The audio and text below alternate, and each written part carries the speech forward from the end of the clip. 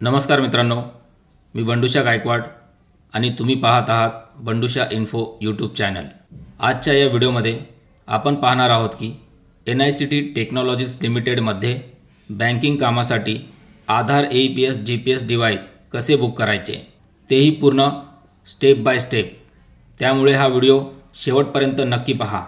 NICT technologies limited मार्फत banking सेवा देण्यासाठी AEPS सेवा ॲक्टिव्ह असणे आवश्यक आहे। AEPS सेवा सुरू करण्यासाठी UIDAI मान्यताप्राप्त GPS डिव्हाइस असणे बंधनकारक आहे। म्हणूनच NICT BC किंवा BF किंवा बँकिंग सेवा सुरू करायची असेल तर GPS डिव्हाइस बुक करणे गरजेचे आहे। GPS डिव्हाइस बुक करण्यापूर्वी तुमच्याकडे खालील गोष्टी असणे आवश्यक आहे। 1.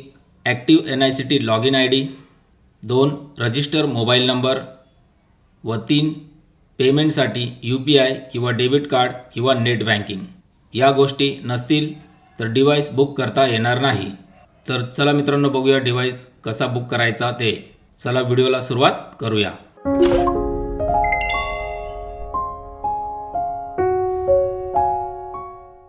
सर्वात आधी तुम्हाला कोणताही ब्राउझर ओपन करून घ्यायचा आहे। त्यानंतर ॲड्रेस बारमध्ये लिहायचे आहे NICT.IND.in आणि एंटर करायचं आहे।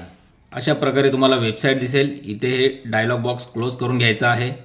त्यानंतर पुन्हा अजून एक डायलॉग बॉक्स येईल, हा सुद्धा बंद करून घ्यायचा आहे। त्यानंतर तुम्हाला तिसरा जो हा डायलॉग बॉक्स दिसत आहे, इकडे click here for GPS device booking इथे क्लिक करायचं आहे। त्यानंतर असा डिव्हाइस बुकिंग फॉर्म ओपन होईल। इकडे किऑस्क ID मध्ये तुमचा जो काही ID असेल, एजंट ID, तो भरून घ्यायचा आहे व नेक्स्टवरती क्लिक करायचं आहे। नेक्स्टवरती क्लिक केल्यानंतर इकडे डिव्हाइस टाईपमध्ये सिलेक्ट डिव्हाइसवरती क्लिक करून इकडे तुम्हाला जी कोणती डिव्हाइस घ्यायची असेल ती डिव्हाइस इकडे सिलेक्ट करून घ्यायची आहे। त्यानंतर इथे क्वांटिटीमध्ये 1 सिलेक्ट करायचं आहे।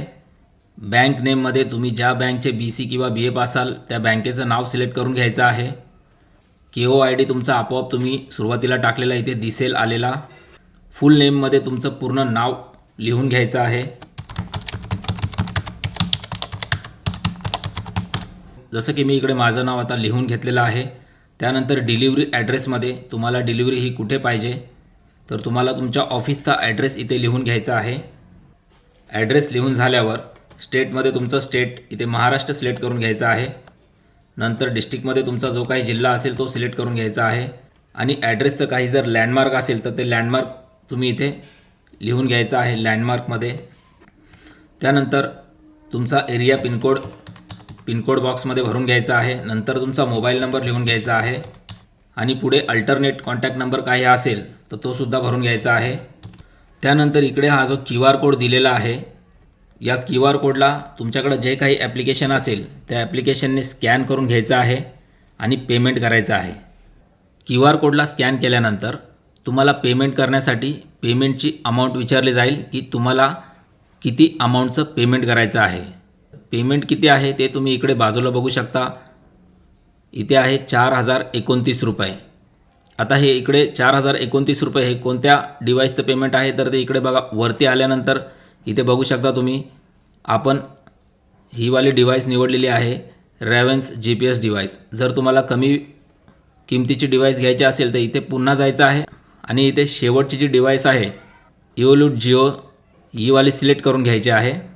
त्यानंतर पुन्हा असं खाली यायचं आहे आणि इकडे बघू शकता आता किंमत किती दिसते आहे, 3500। तर तुम्हाला 3500चं पेमेंट करून घ्यायचं आहे। चला तर मी हे पेमेंट करून घेतो। पेमेंट मी केलेलं आहे। पेमेंट केल्यानंतर तुम्ही जे काही पेमेंट केलेलं असेल त्याचा एक ट्रान्झॅक्शन नंबर तुम्हाला दिसेल। ते तुम्ही जिथूनही पेमेंट केलेलं असेल ते ओपन करून त्यामध्ये बघायचं आहे UPI ट्रान्झॅक्शन ID म्हणून तुम्हाला दिसेल। तर तो जो UPI ट्रान्झॅक्शन ID आहे इथे UTR नंबर ऑब्लिक ट्रान्झॅक्शन नंबरमध्ये तुम्हाला लिहून घ्यायचा आहे। त्यानंतर बघा इकडे काय लिहिलेलं आहे, upload transaction screenshot in JPG format. तुम्ही केलेल्या ट्रान्झॅक्शन रिसिप्टचा जो फोटो आहे तो इकडे तुम्हाला JPG फॉर्मॅटमध्ये अपलोड करायचा आहे। तर मी फोटो माझ्या सिस्टममध्ये डाउनलोड करून ठेवलेला आहे, तो मी इथे अपलोड करणार आहे. फोटो अपलोड करण्यासाठी चूज फाईलवरती मी क्लिक केला. इथे मी रिसिप्ट नावाने सेव्ह केलेला आहे. इथे ओपनवरती क्लिक करून बघा इथे ती रिसिप्ट अपलोड झालेली आहे. त्यानंतर इथे डिक्लेरेशनच्या या बॉक्समध्ये क्लिक करायचं आहे आणि शेवटी इथे खाली सबमिटवर क्लिक करायचं आहे. सबमिटवर क्लिक केल्यानंतर अशा प्रकारे तुम्हाला मेसेज दिसेल ज्यामध्ये लिहिलेलं असेल आपने सफलतापूर्वक विवरण जमा कर दिया है. याचा एक तुमच्या मोबाईलमध्ये तुम्हाला फोटो घ्यायचा आहे.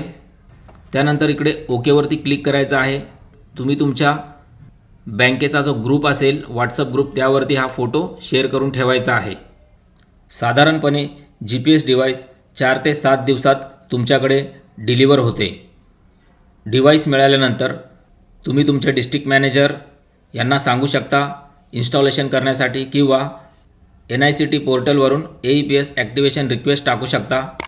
अशा प्रकारे GPS मॅपिंग कंप्लीट करू शकता. यानंतर तुम्ही आधार AEPS बँकिंग सेवा वापरू शकता. तर मित्रांनो अशा पद्धतीने तुम्ही NICT टेक्नॉलॉजीज लिमिटेडसाठी आधार AEPS GPS सहजपणे बुक करू शकता. व्हिडिओ उपयोगी वाटला असेल तर लाईक करा, शेअर करा आणि चॅनलवर नवीन असाल तर चॅनलला सबस्क्राईब करायला विसरू नका. पुन्हा भेटूया पुढील व्हिडिओमध्ये. तोपर्यंत जय हिंद, जय भारत.